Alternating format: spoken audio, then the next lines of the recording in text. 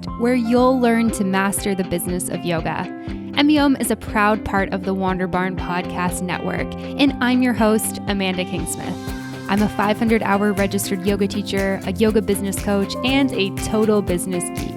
Here at MBOM, you'll learn everything you need to know to create a sustainable yoga business by learning from myself and guests from around the world about how they built their yoga businesses, and about how you too can become a successful yoga teacher, studio owner, and much more.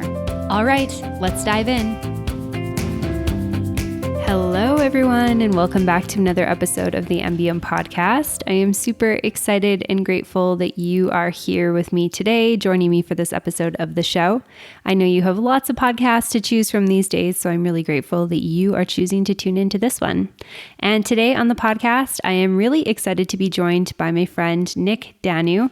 Nyks has been on the podcast twice before, once talking about websites, mistakes people make, and things that you can do instead, as well as talking about the business of yoga therapy. So we've had some amazing conversations prior to this conversation that we're having, and I'm really excited to have her back on the podcast. She's a yin yoga teacher, a yoga business mentor, and the founder of Yoga for Misfits.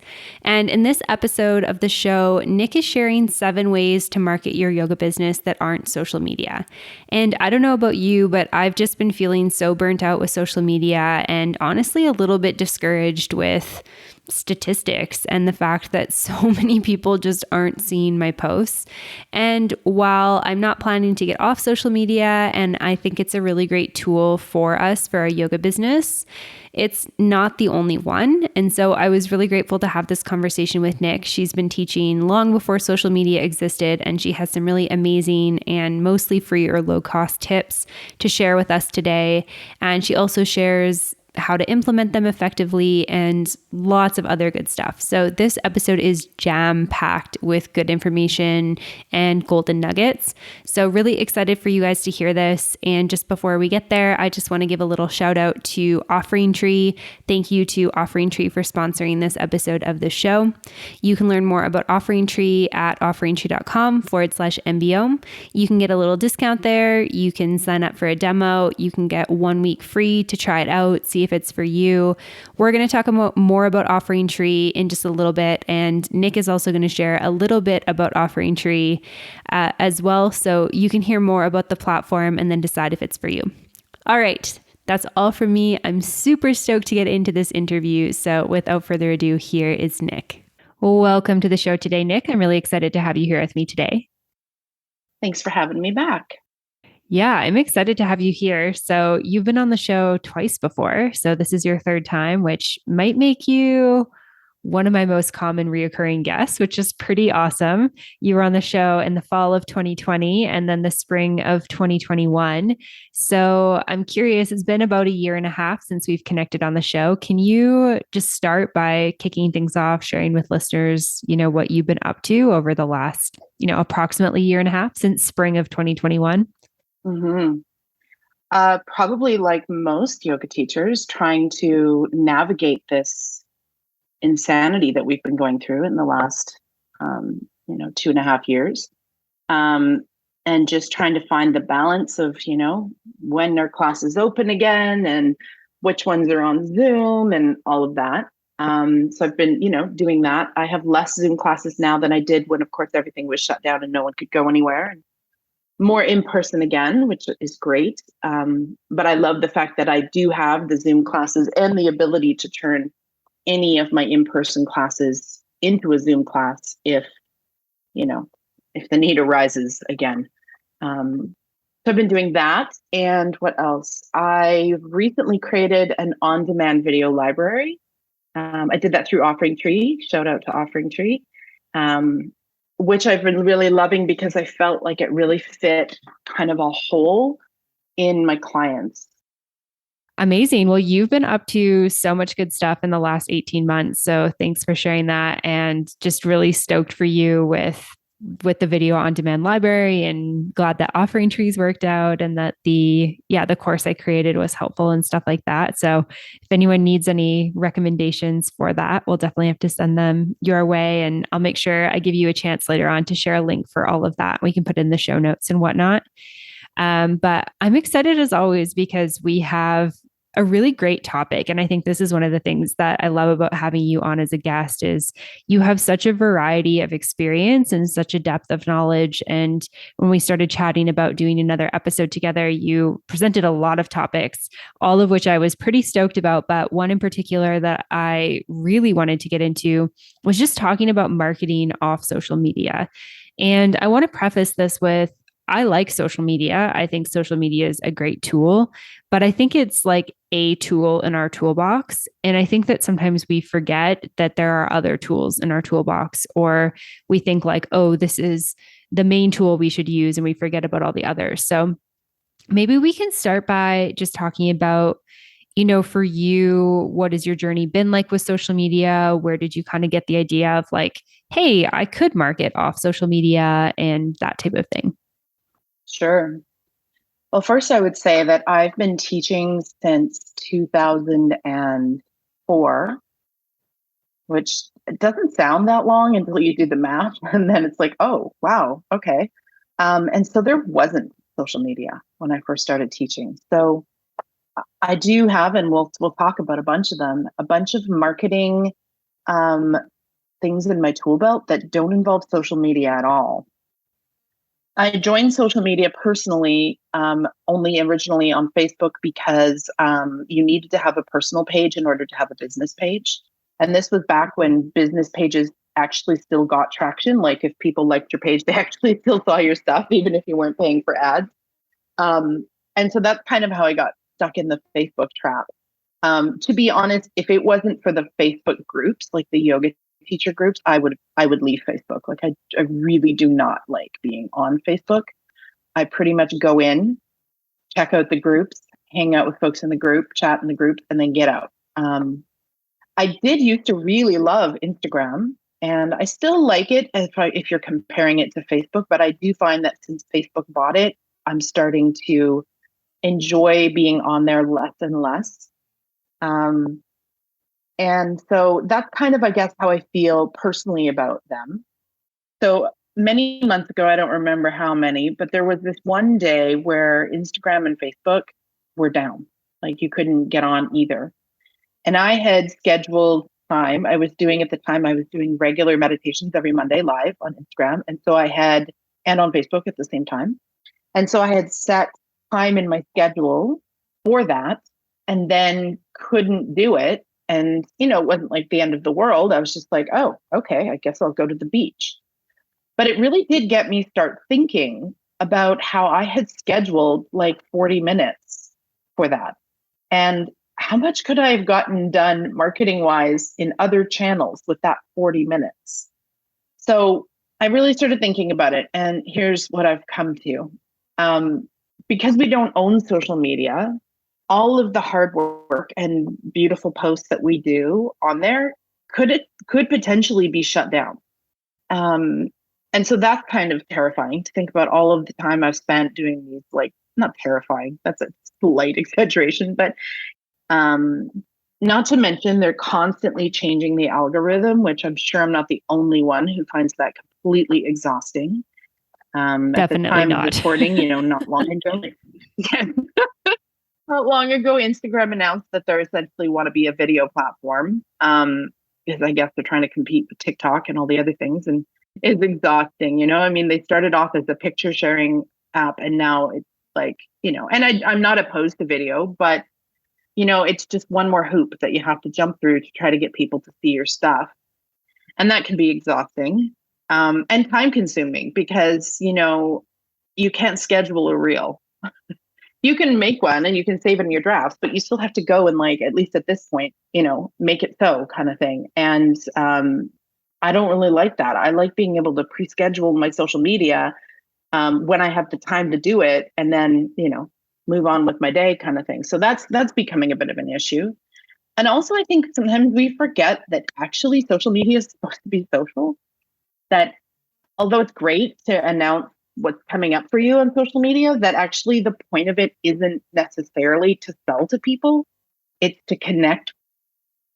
And we all have different goals with this, but like when I started using Instagram instead of personally, but professionally, it was a way to kind of inspire or help people feel seen, or sometimes to entertain. I'm not at all opposed to a funny meme here and there. And then somewhere that I kind of lost track of that. And I still do those posts, don't get me wrong, but I started using it to as a marketing tool. I'm not convinced to pay for ads, which is a whole other. I'm not I'm not willing to do that at this point. Um, but unless you're paying for ads, I'm like, is this effective for marketing? It doesn't feel like it to me lately. So it just kind of got me thinking, I feel like I can still use my social media, but that maybe it's best if I start spending my time in more empowering ways to market my yoga business that are the old school, time tested and true, and that I have some control over. Yeah, I can 100% relate to everything that you just said. I feel like I've had a very similar journey with social media, and I have a couple different accounts, like business and personal. And I've just recently decided, like with my personal, it's a private page. I'm not using it for business. It's very much just like baby spam at this point. And I just want it to keep in touch with my family and friends. Like, I'm not trying to be an influencer. I'm not trying to get sponsorship deals. I'm not trying to get likes or follows. And I felt like, having that has been just very nice for me to have that space. And it's become a social space where I just connect with my friends versus, my business account feels like a business account. And I want it to be a social version of a business account, but it's kind of hard to find that balance. And I think that it's really easy to get caught up in like, I wasn't excited about making reels when reels came out. I don't really dance on, you know, I don't dance in front of the camera and post that on the internet. Like, no hate or judgment to anyone. Like, you should do you and what inspires you. But for me, I was like, this isn't my thing. And so I was like, what are people doing in my field if they're not, dancing? Like, I'm not an account that posts practices and stuff like that. I'm a business account. And so a lot of the business accounts I saw were people, pointing at text. And I was like, no, I also don't do things like that. So I resisted reels for like a year until finally Canva came out with some cool templates. And I was like, okay, I think I can get down with some of these templates to do some of the things that we were doing in like kind of slide format and reel format. And the only reason I started doing that was because I thought, okay, it'll be a bit more fun. We can change things up, and then the algorithm will work better. I was looking at the stats, and I'm like, man, I've got like 4,000 people that follow me, and there's like a very small percentage of these people actually see what I'm up to, which is just disappointing and frustrating. And yeah, now Instagram's like, oh, we're a video platform. And I'm like, oh, F you. I'm not. Yeah, I'm with you on the dancing and pointing. I had a couple yoga teacher friends tease me the first time they saw me do a pointing video. I have done the pointing ones, but I'm like sitting with my butt on the ground, like as if I would be meditating and pointing. I'm like, I'm not dancing on cue. No, this is not a thing that I'm going to do.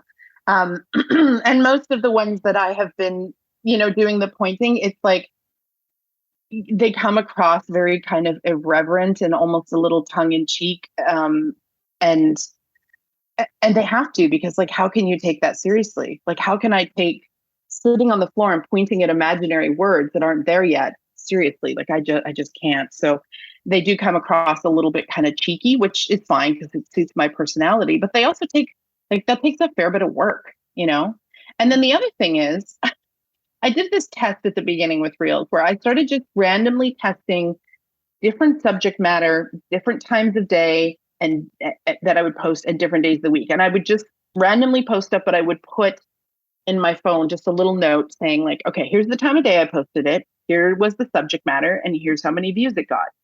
And what gets the most views for me has nothing to do with yoga. It's pictures of me feeding. I'm a crow whisperer, so I have a couple crows that I call my lovebirds that visit me when I go to the beach, and they'll take right. I feed all crows, but these two will take it right from my hand. And the videos of me feeding the crows have gone through the roof with my views. But the ones where I'm just practical yoga information about back pain don't seem to get nearly as much traction. So I guess you could say that sort of unpredictability about what's going to take off. After that experiment, I still don't know. For me, I've noticed if I post them quite late at night, which works well for me because I'm a night owl, they tend to do well. But I mean, it's so inconsistent. One time, my partner and I were just watching a Bruce Lee movie for date night. And I just took a video of my computer screen with my phone because I think the little song was funny and posted date night. And that one took off like crazy. So then a week later, we were watching a different Bruce Lee movie. And I was like, all right, let's try this again. And it got like nothing. So this is what I mean by like, you're really kind of giving all of your control over to some random algorithm that, and I follow people that say they know the hacks for the algorithms, but I'm not convinced. So, you can spend a lot of time on something, like you said, that like hardly any of your followers actually see.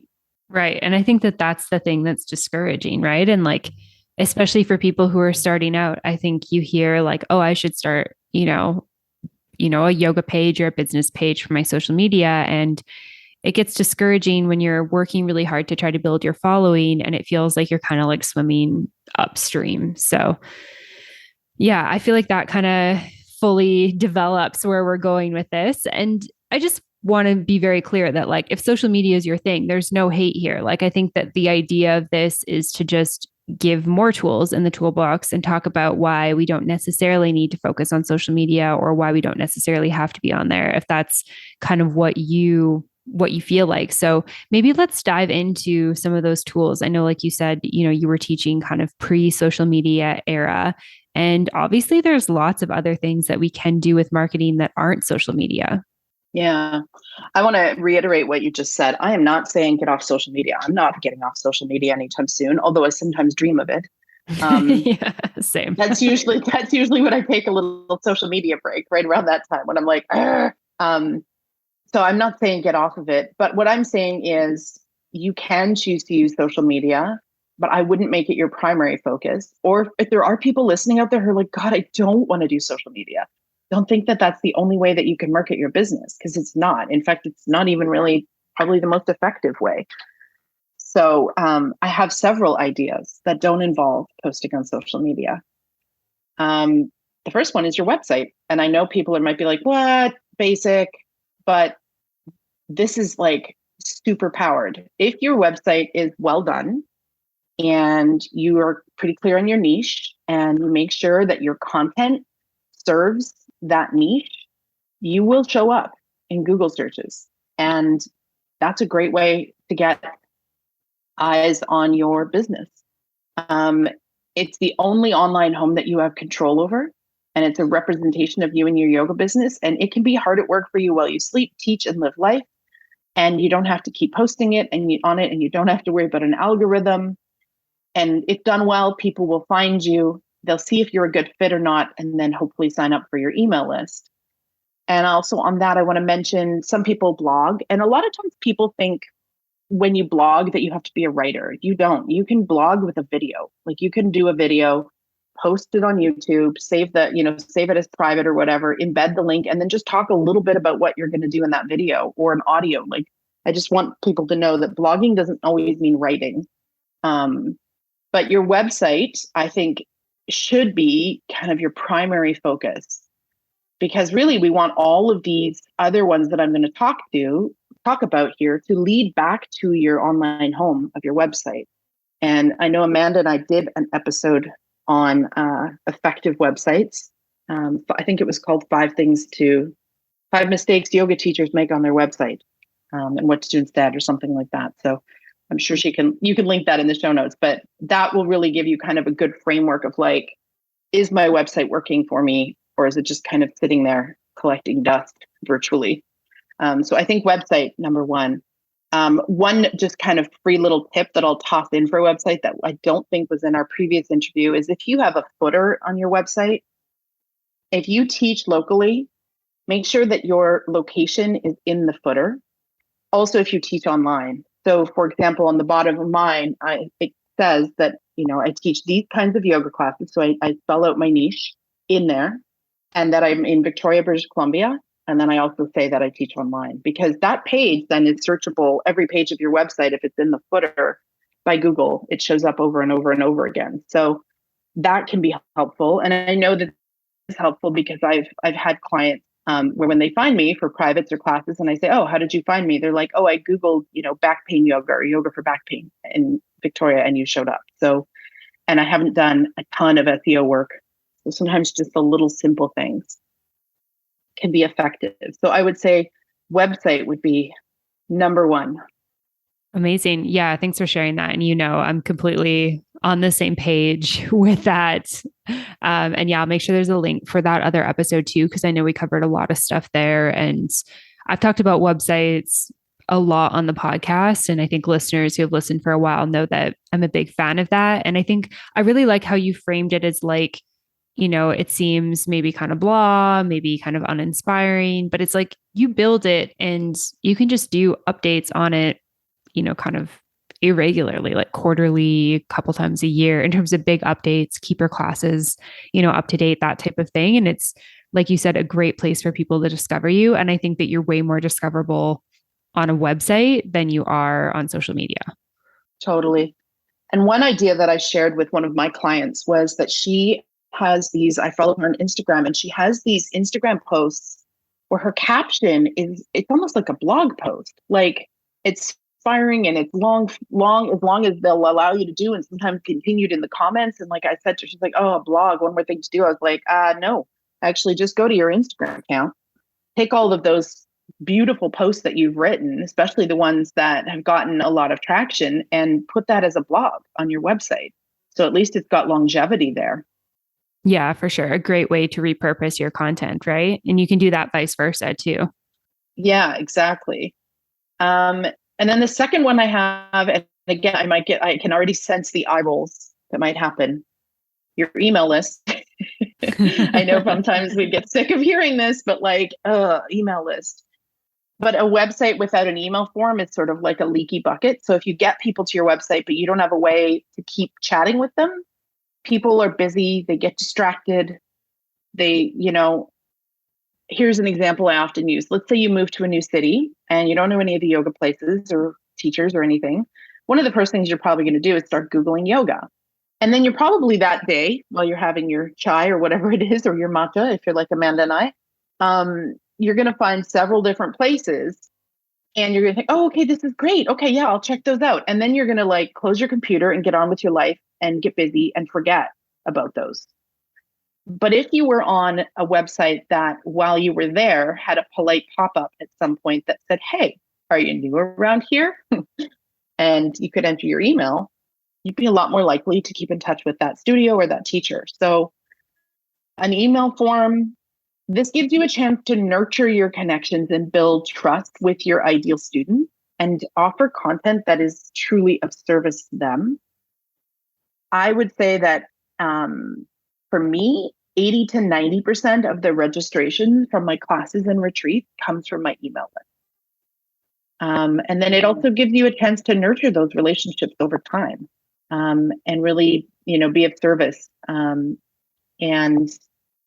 that also your emails can also inform then your social media. So you use the word sort of repurposing. And one thing that I've become a huge fan of in the last few years is repurposing. Like, I actually won't create content anymore that I can't use in at least 3 places.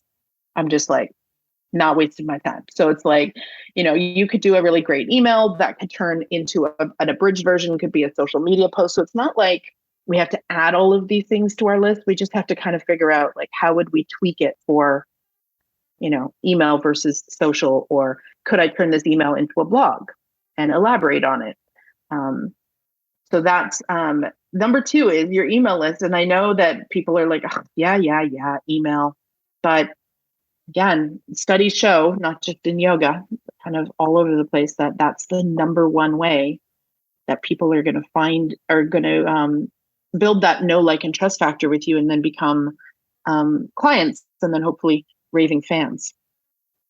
All right, studio owners or potential studio owners, this one's for you. Are you feeling overwhelmed by software that doesn't serve your business? When Offering Tree first grew their seed of an idea, they had you in mind, the studio that needs simple, efficient software that can be scaled to their business growth. We all know that time spent on admin is time away from our clients. We also know that money spent on complex solutions is a drain of resources. Let Offering Tree help. You can reach out to them for a no-commitment demo of their new studio software and learn if they might be the solution you've been searching for.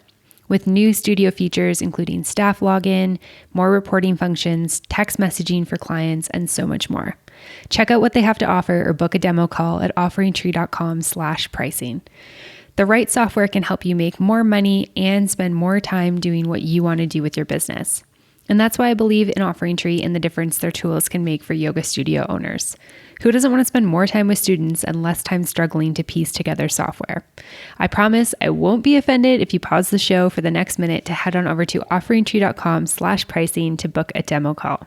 And of course, if you have any questions, make sure you reach out to me or to Offering Tree. All right, now back to the show.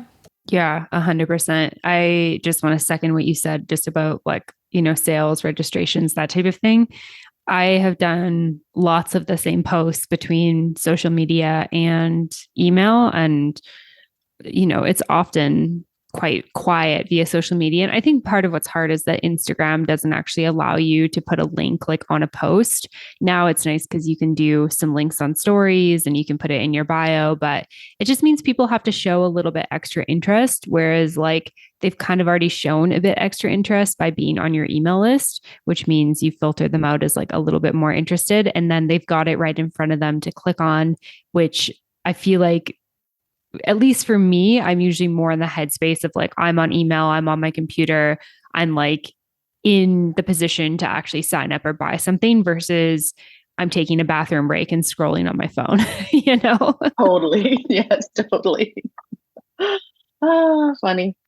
And then the third one that I've got here is SEO or search engine optimization. And so really simply explain that is how Googleable, if that's a verb, you are. And of course, this could be a whole podcast on its own, and I'm not an SEO expert, but I do have a couple of little tips that will help your website pop up quicker. One is to have a Google business profile.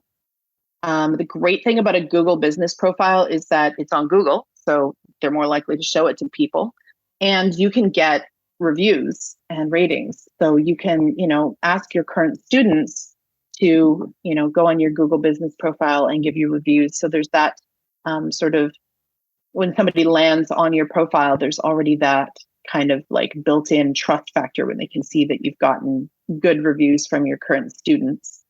I already mentioned optimizing your footer or blogging. And then you can also borrow other people's SEO, which we'll talk a little bit more coming up. But when you borrow other people's audiences, which we're going to talk about in a bit, that helps your SEO as well. So just making sure that you're doing a few little things to make sure that your website is searchable. I believe in niching, and I know that, again, this always elicits often another eye roll from people, but really I think it really helps you to understand what content to create for your people. And with regular emails and whatever regular is for you. Sometimes we hear this statistic of you should email your people every week. I don't really believe that. I think if you have quality content every week, yes. If you are going to have to struggle and lose sleep to create quality content to send to your people every week, then, do it every 2 weeks or once a month. I just think that when people sign up, you should be clear about how often they're going to hear from you so that they know. But then at that point, I'm kind of an every other week. I even said when people sign up, it says you can expect to get something from me every 2 to 3 weeks, maybe more often if something special is going on. So I'm really setting the stage really clearly. And then you can send them regular free content, and it doesn't always have to be your content. I like to think with email, the 80-20 rule. So 80% send them good quality content. 20% of the time you're oh, hey, I have this thing that you can sign up for. And then the other guideline I would say with email, and this is one that I used to make the mistake of, is I would have like all the things in the email, like everything in the kitchen sink and this and this. And it was just like too many things, too many links. People would get overwhelmed and they would just close the email down. So if you can stick to one thing per email, that'll make it a lot simpler. And you'll be more likely to have people actually sign up for things when you send out the emails that require signups. Yeah, absolutely. Yeah. Thanks for touching on that because I do feel like all of that's important. And yeah, I think finding like the rhythm that works for you, your business, how much stuff you have on your plate is really good. I know I did monthly for a long time and now we do weekly. And part of that is because I have, help with my business and stuff like that. But I just felt like, in the times that I didn't have help, it was really hard to try to think about getting a weekly email out on top of all my other responsibilities. And now I really like that we get to share about the podcast episode every week. And then when we have other things going on, I can, maybe share a second email and stuff like that. But I do feel like it can be very overwhelming. Like if you sign up for something and then you're getting like one email a day or even a couple emails a day, that just feels like a lot. Like I feel like for me, that's one thing that will get me to unsubscribe right away. So I love the idea of just like disclosing that. And then to the point about SEO, yeah, I think this is like something great to kind of just learn about because it really can help you kind of get to the top of the list on Google so that when somebody Googles, like, for example, yoga for back pain in Victoria, you come up. And I think you can just go in an incognito browser and Google something about yourself and see, do I show up for this? What kind of keywords am I ranking for? And, obviously this isn't an episode directly on SEO, but we do have one episode with one of the co-founders of Offering Tree. Actually, it's a couple of years old, but great episode. And then there's also lots of resources out there to help people with SEO. So if this is something that people are excited about, like definitely, look into it a little bit more in depth. Yeah, I agree. And I think, I'll give one more SEO hack before we move on to something. If you've got friends that really love and adore you, just get them to randomly search out keywords. And then when they find your website in the list, to click on it and hang out on your website, surf the pages a bit. That actually, is just a kind of a way to show Google that like, oh, hey, when people are searching for this term, they're actually landing on my website. And, now this is only for the friends that were willing to waste, 10 minutes of their life just hanging out on your website, searching around. But I think it can be really helpful. This is another reason why having a blog can be helpful, because if you write a blog and then you send that blog out to your email list, but don't put the whole blog in the email, you put like a snippet and then say, to read the full post, that again starts to bring more and more traffic back to your website, which Google's like, oh, people are hanging out here. Yeah, absolutely. Thanks for sharing that. Okay. So the next one, again, might be a bit of an eye roller. Some of these methods are so simple that people are going to be like, duh. But the question is, are you doing them? So those of you that might be like, yeah, whatever, website, email, I know, but are you actually doing them? Because I wasn't.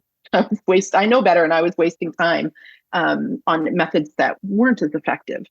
So here's another one: word of mouth.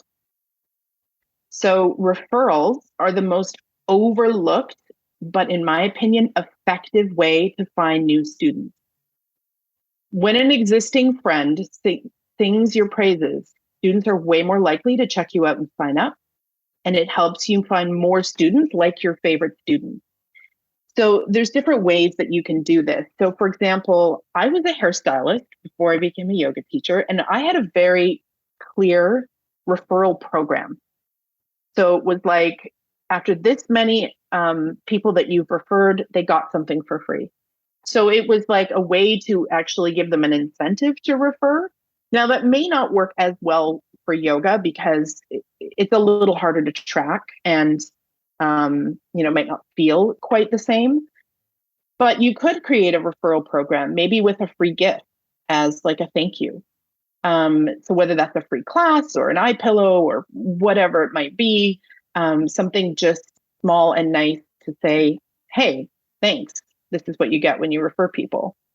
It could be as simple as a thank you, like a little card or an email or even a text.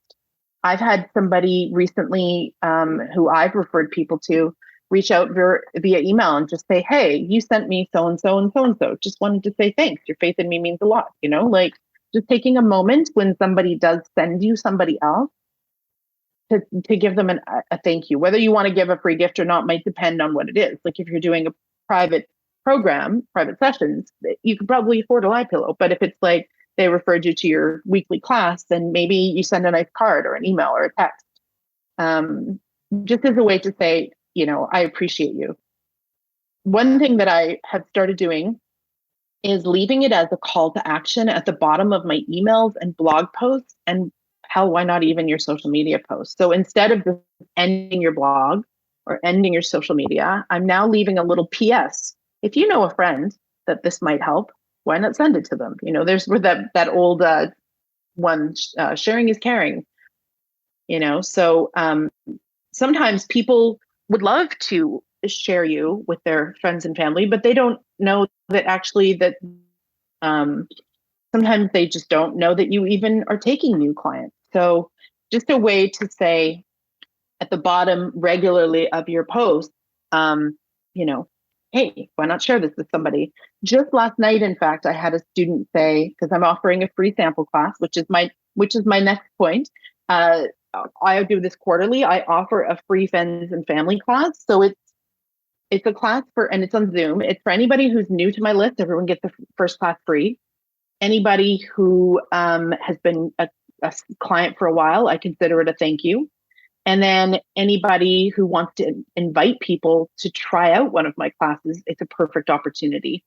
And I actually had somebody last night say, "Oh, how you have your sample class coming up? I'd love for my sisters to come and check you out. I think they'd love your class. How do I do that?" And I was like, just forward them the email that says, "Hey, here's the announcement about the free class." So obviously I missed the boat on that email. On the bottom, I should have had hey, share this with your friends. So you'd be surprised how effective that is. Just asking people to share your content. It's this tiny little thing, but it's super effective. And then the last way I would say that's really good to get good referrals is to connect with other professionals who serve the same people as you and build a referral network. So this is something that has been taking me a little time because I moved provinces, but back home in Calgary, I had 2 massage therapists that I went to. I had an acupuncturist I went to. I had a naturopath. So I was their client, but also over the course of time, we got to chat about what I did and who I helped. And so it was easy for me then to say, "Hey, you should come to a class sometime and check it out." So other professional networks, that's a great way, whether it's in person, locally, or virtually, that you can connect with if you work virtually, that can help referrals. Is also, and vice versa, you can send them referrals. It's also a great way to get more of your ideal clients. Yeah, yeah. I think that is really great. And I just wanted to comment on that and say, like, I do feel like sometimes it can feel really awkward to ask somebody like, "Hey, can you tell friends and family about this? Or do you know of anyone who might be interested?" But I think that some people just don't know, like from their perspective, maybe they think like your business is just really flourishing and you're like jam packed with clients and that type of thing. And they don't realize like, hey, you have new space for new clients, or it would be really helpful for you to get more traction and more visibility if they could share something for you. And so I do really love, whether you do it incentive based, like you mentioned, or just do and ask for that. I think that can be really great. I know I'm in like little podcasting community. And one of the things we talked about when we met a couple of months ago was just the simplicity of asking people to leave reviews, like on the show saying, just like we're talking right now for the show. It's like, "Hey, if you like the show, can you leave me a positive review?" Like that helps me a lot to get discovered. And it's interesting because I've done different moments of, asking people that, and people will be like, oh yeah, for sure. Like I've been listening for, 2, 3, 4, 5 years, and I like never thought to review your show. Like I'll tell friends about it, send me an email or like a DM about what they liked of a certain episode, but just never thought to review the show. And it's just this little thing that makes a big difference for me. And yeah, that just kind of came to mind as you were talking. So I think that this is definitely, it can feel uncomfortable, but I think it's a really important thing to do. I totally agree. And I do know it feels uncomfortable. I have a bit of a kind of casual and funny and cheeky sense to me. So I do it really casually so that it doesn't feel quite so weird. Like I think one of my newsletters, it was as simple as, so, hey, I think you're pretty cool. I think you think I'm pretty cool because you've been coming to classes.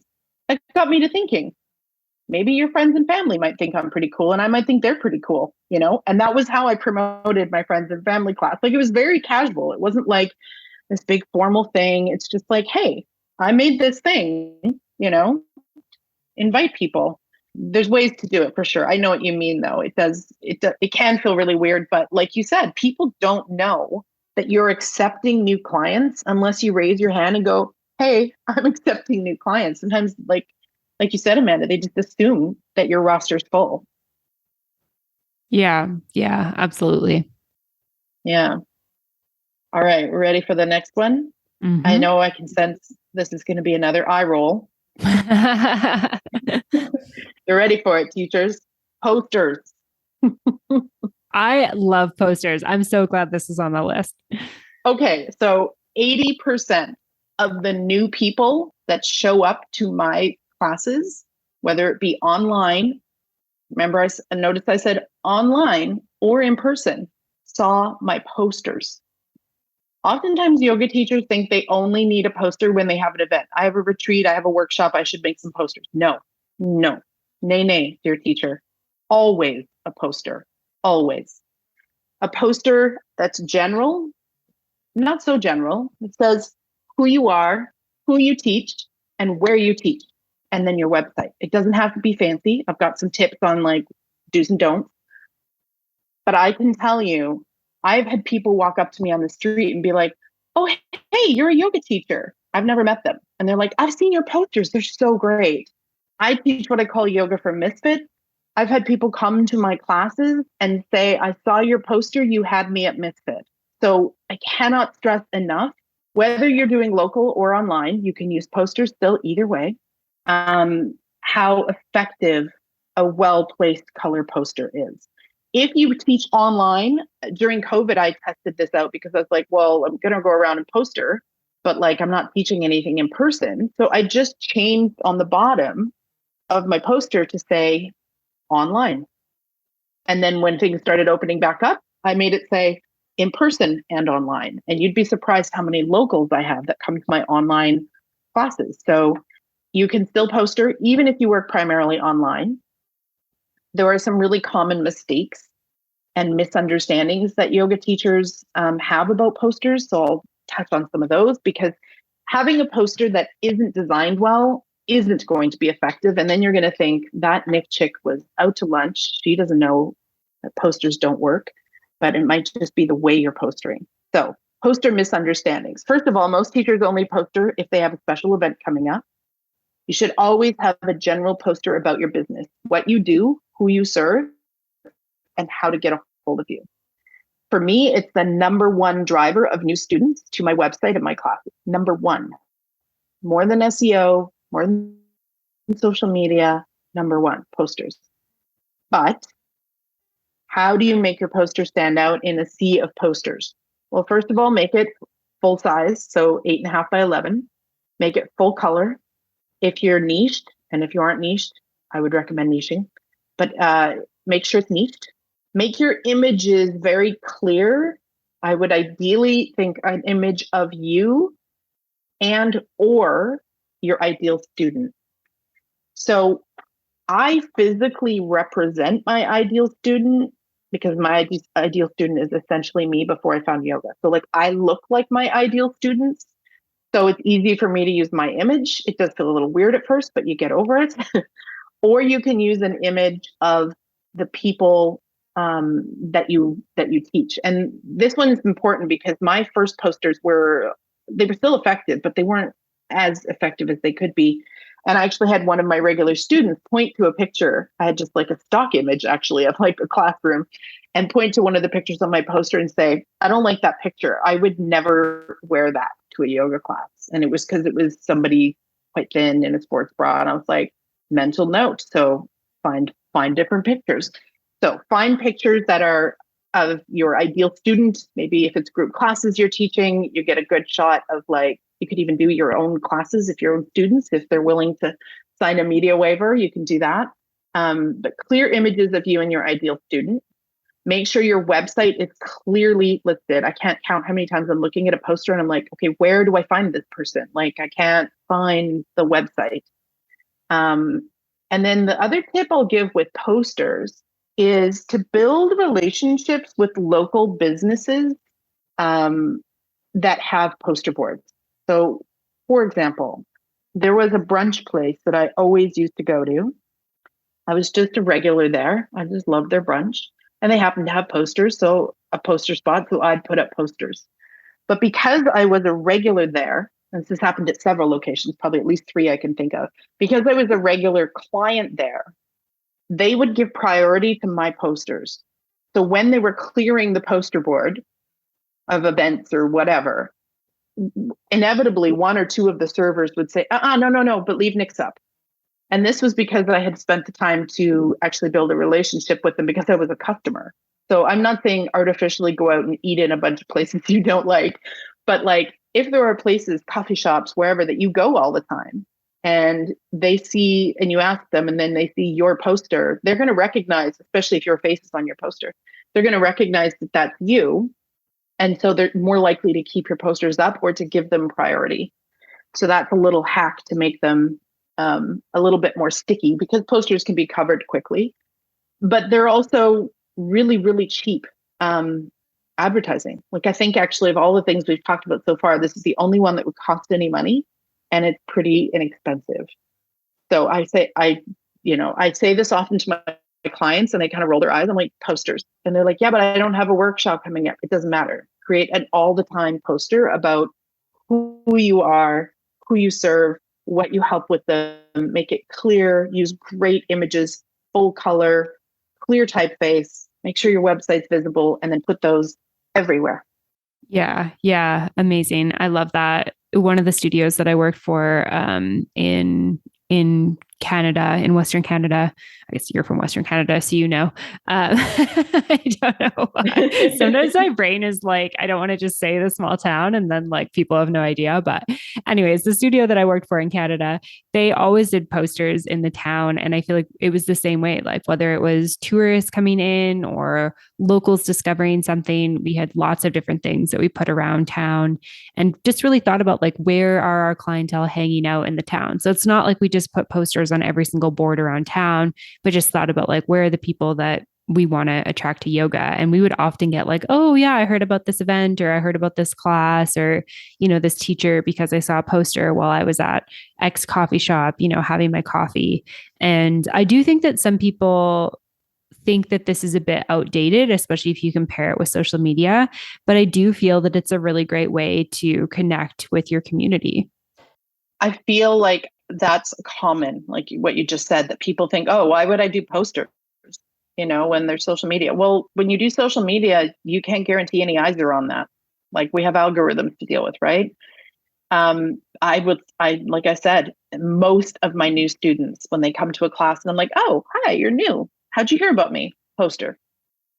And then the thing is too, if you poster in several locations, they really get used to seeing, oh, there's that poster again. Oh, there. And it starts to register in their mind that like, repetition, right? Whereas, you can post on social media all you want, but you don't know that anyone's actually seeing it, sadly. Mm-hmm. Yeah, no, exactly. 100%. And you can get creative with posters.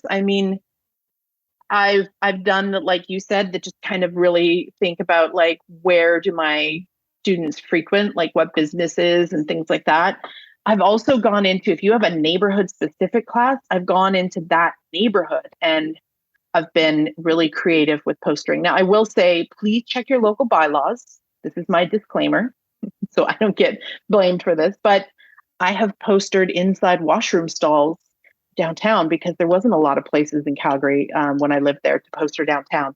Did the poster last beyond one day from them cleaning? No, but I probably saw it. Probably 30 people saw it before then. So again, check your local bylaws. You don't have to be quite as much of a renegade with posters as I am, but also don't be afraid to get creative. A lot of people will say to me, well, there's no poster boards where I'm at. And I went through a neighborhood I lived in where they had wooden telephone poles. And I walked up and down the alley where pulling out from their garage every morning and driving out to get to the road. And I put the posters on the wooden pole right where they would have to look to see if oncoming traffic was coming at car height. So like get creative. You can find lots of ways. Get creative with posters. I love that. Amazing. I think we have one or two more before we wrap up. One or more two tips. Okay, cool. Let's dive into them. Borrowing other people's SEO. So large online platforms are more likely to show up in SEO than the little guys. So listing your classes, whether they be in person or virtually, on things like Eventbrite or Kijiji, or in Victoria, we have one here called,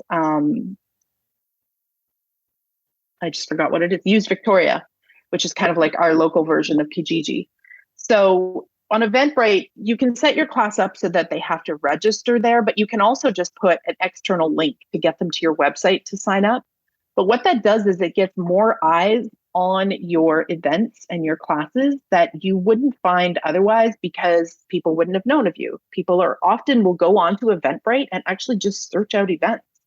And then same thing with like Kijiji and, whatever ones you have locally, those are free. Like it's free to do that. It costs you nothing but a few minutes of your time. And if you just have a good kind of paper document where you keep kind of your class descriptions and stuff, you can just cut and paste and add a good image, and it takes hardly any time at all. I did this once or twice just as a test. And as soon as I listed my back pain classes and went incognito and searched out back pain and in my area, my Use Victoria ad popped up number one. So that showed me that, okay, this is actually really going to work. And you can do this also, this extending your SEO by borrowing other people's audiences. So guest posting on other people's blogs or writing articles for publications. Like I've written several for Elephant Journal, writing content for other people's newsletters, or being interviewed on podcasts, for example, is another great way. I will bet you that if you go to your local chiropractor, if you happen to work with people that's a fit for, it is for me, or your massage therapist or whoever it is, your nutritionist, whoever you work with, and said, hey, do you have any content for your newsletters? I will bet you a whole bunch of money that they will not say no. Because every business, especially if they're an in-person business and they're working day to day with clients all day, knows they need to send out newsletters, but it gets shoved down to the bottom of their list and they only send out newsletters when there's some sort of a change with their hours or their schedule. They're not nurturing their audience because they don't have time. So if you can craft something super helpful for their audience and say, hey, how would you feel about me sending you something to put in your newsletter? Here's what I'm thinking, and here's why I think it would be helpful. I will bet you anything. They're going to be like, yes, please. I know from experience. They'll be like, when can we do that? And that's a great way to get really kind of a niche audience that you're not even familiar with, right? Imagine if you can get your whole massage therapist email list just by writing an article. So that's a really good way. Being interviewed on a podcast is a great way. Especially, for example, I'll use some examples. I have a friend and a student who is a pre-postnatal. That's her niche. And so, there's got to be 1,001 mommy podcasts out there. Like, think about some ways that you can talk about what you do and how they help people. Find that hyper niched podcast and then send them a little note saying, hey, I'd love to be on your podcast. Here's what I can offer your community. That's very important. And I'm sure that you probably have done a podcast or something think you did a class actually at one point, or a workshop on how to pitch podcasts. So you want to do it with some skill and some grace, but podcasts are a great way, again, of borrowing other people's audience. And then I have one last one. Yeah. And I do have a workshop on that. So if anyone's interested, it is on my website. It costs like $25 to watch the replay. And it's with not just myself, it's with 3 other podcast hosts. So we've got lots of good tips for you if you are looking to kind of get in the podcasting game in terms of from the side of like pitching as a guest. And the thing I love about being a guest on podcasts is that, yeah, there's some preparation in the beginning, because I obviously have to have a good topic and I have to be kind of organized about what I'm going to talk about, and I have to pitch. But then after the interview's done, I'm done.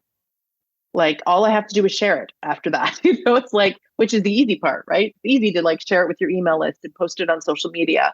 Whereas when I write an article, which I also do, I have to write it, and then I have to get someone else to look at it to double check my editing, and then I have to submit it, and then there might be more editing. Do you see what I'm saying? Like, there's just so many more steps.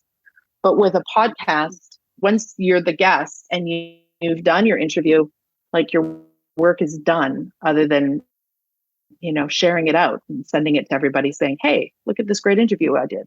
I think we all know, anyone who listens to podcasts knows the first thing you do that you love, you go through all their old episodes and you start downloading and you just like binge.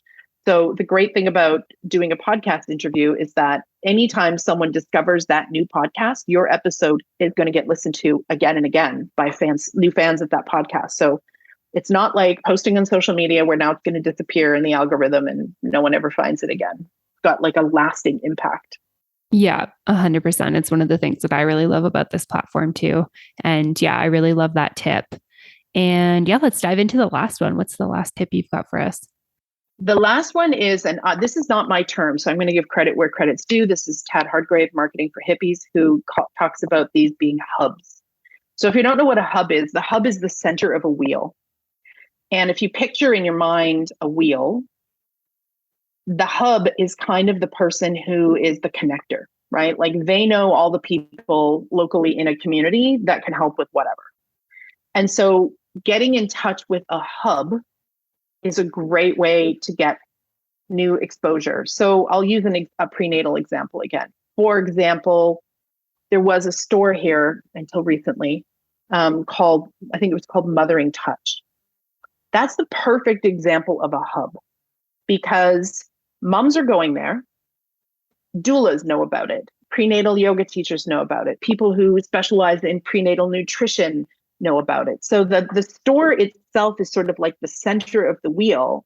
And when you connect with the center of that wheel and you're like, do you know anyone else that I should connect with? Like, this is who I do pre-postnatal network. Do you know anybody else that you think I should connect with?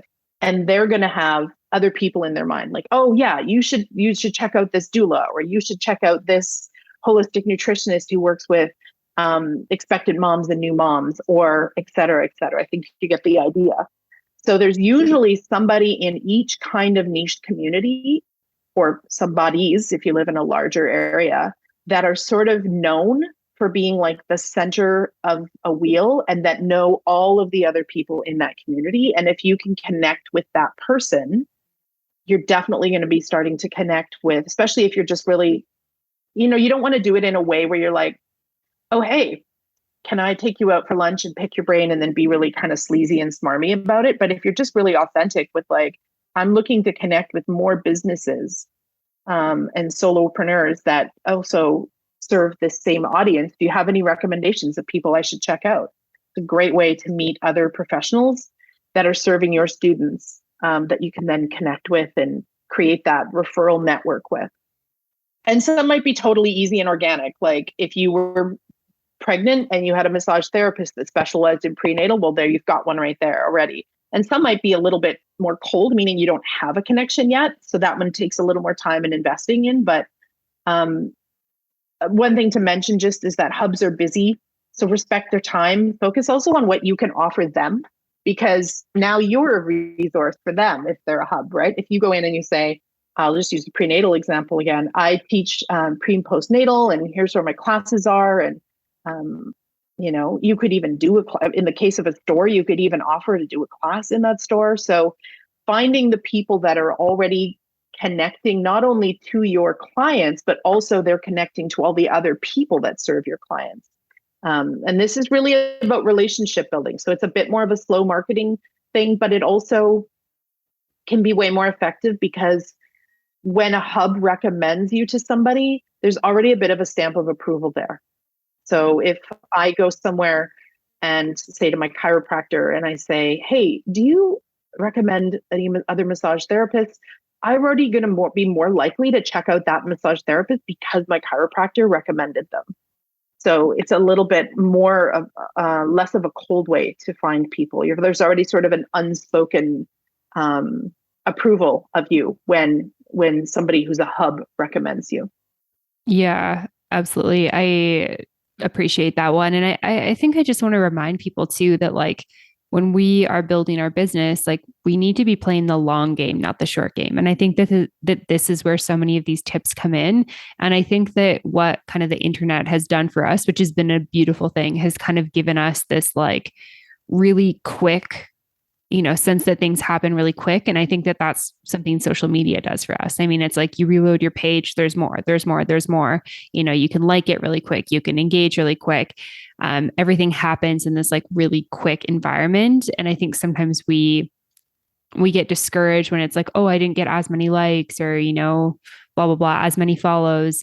And then we try these other routes and we're like, oh, well, this is going to take like months and months, maybe even years to cultivate. And it's like, well, that's kind of what it takes to have a like long-term thriving successful business is like working with clients over time and being in your community and serving your people and building a network and building referrals. Like it doesn't just happen overnight. And I think that that's something I just want to kind of remind people with as we wrap up here.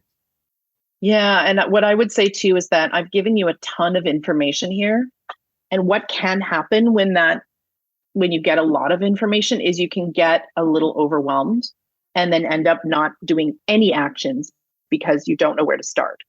So in closing with all of this, I would say pick one of these and pick the easiest one for you to start right now and start putting that into place. And then when that just becomes kind of smooth and effortless for you because you've just been doing it, then add another one and add that slowly and continue to do that until that one becomes easy or effortless, and then continue. And of course, not all of these will be a fit for all people. Some of them will resonate more with others. But what I would love for you not to do, please, dear teacher, is listen to this and then be overwhelmed and think, oh, crap, there's so much that I have to do, and just not do any of it. Just pick one. Pick the one that was like, I never thought of that. I could do that. That doesn't sound overwhelming. And just start there and be consistent with it. Schedule it into your schedule. Once that becomes effortless and it's no longer something you have to remember to do or that feels awkward or weird, or then pick another. Luckily, the great thing about podcasts is you can just like save it and you can re-listen to it and pick a new one when you feel like you've kind of accomplished one of them. Because I love having information, but I don't want you to get stuck in overwhelm mode and do nothing and just keep randomly posting on social media and hoping it works. Absolutely. Yeah, I really love that. And I think that that's the perfect place to wrap up with this. But before we go, I do want to give you a chance to share where people can go to find you. I know you do some mentorship and some work with yoga teachers. So if anyone wants to dive in more with this, let them know where they can find you, contact you, all that good stuff. Yeah. I mean, of course, I'm going to say the best place to find me is on my website. And I'm sure Amanda will have a link, but it's nykdanu.com/teachers. That's the best way to find me. Usually when I do offer a live workshop like this or the other ones that I've done, I will add them actually as something that you could buy. Like Amanda, you said you have your previous one with pitching podcasts that I'll be having those that you can just, you can buy the workshop and watch it even if the workshop is over. And then I also do live workshops as well. Amazing. Yeah, thank you for that. We'll make sure there's a link for that on the show notes, of course. And yeah, just appreciate your time and energy with this and for sharing all these amazing tips. You're always such a wealth of knowledge, Nyk. Oh, thanks for having me back. I feel honored to be in the 3-time club. I'm stoked that you are in the 3-time club. Thanks so much. Thanks. Thank you so much for tuning in for this episode of the podcast. To find links, notes, resources, and everything mentioned in today and all episodes of the show, you can head on over to mbomeyoga.com. You can find the podcast and myself on Facebook and social media at Mastering the Business of Yoga. And I would love for you to join the private Facebook community, Yoga Business Badasses. If you have any questions, comments, or feedback, please make sure you reach out to me at info@mbomeyoga.com. And last of all, if you enjoyed this episode of the show, please make sure you hit subscribe and leave a review for the podcast. It would mean the world. Thanks so much for listening, and I'll see you next week. Namaste.